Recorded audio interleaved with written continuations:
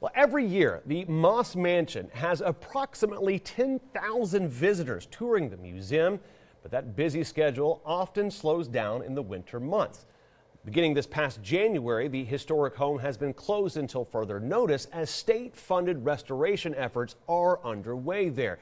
But what's cool about that, they're not the only ones benefiting from those funds. Ren Wadsworth tells us more about what's being done to protect some of Billings' historic treasures. This isn't typically what you would expect when you visit the Moss Mansion, but in just a few short months, the historical house will be back to how you remembered it.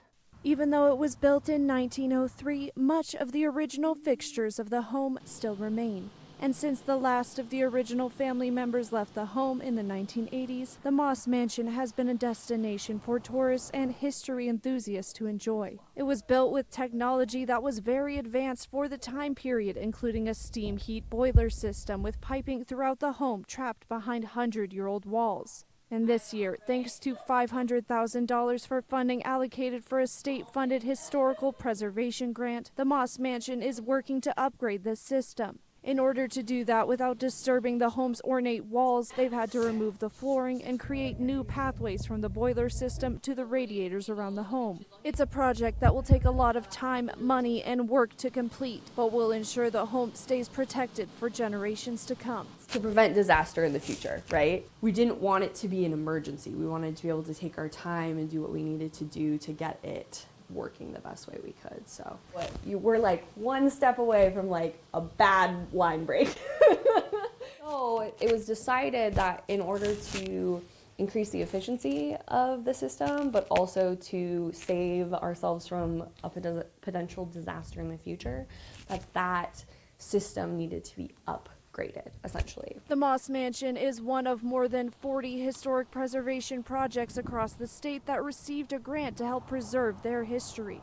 In Billings, 3 additional buildings also received the Historic Preservation Grant funds, including the Babcock Theater, the Acme Building, and the Billings Depot. The Billings Depot received more than $400,000 that they plan to use to re-cement their walkways, restore the floors in their main building, and restore their original mailroom, all for new generations to see the depot and for others to re-experience it once more. So many people have memories and life experiences that have taken place here. I get told all the time stories about how they came with their grandparents and they picked up their mail here at the depot, or were one of the first to have a wedding here, and that's just so important to maintain and protect so that other generations can have the same similar memories. Williams says they are still planning and coordinating their restoration efforts alongside roughly 200 events scheduled to take place there throughout the upcoming year. But she hopes once it gets rolling, their planned work will be finished within the next 2 years. And as for the Moss Mansion, Turner says they're working on a strict deadline to put in the new boiler system and do required electrical work before they can reinstall the floors.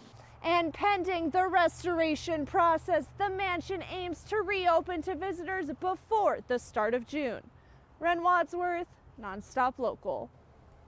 All right, Ren, thank you very much for that, and to all the folks that are really kind of getting in there and making sure that this restoration project, Moss, Depot, Acme, I mean, it's so necessary because that's part of the identity of this town.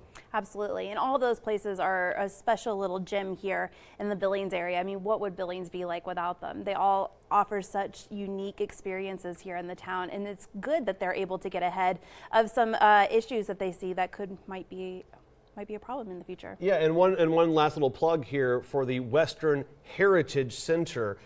They offer walking tours, especially in that like mansion district, and you learn like, why is that house so far off the street? Oh, because that was where the horses were for the, you know, it's just like you learn so much incredible stuff. So if you have a time to swing down there when they reopen, very much worth it to walk around there and check it all out. All right.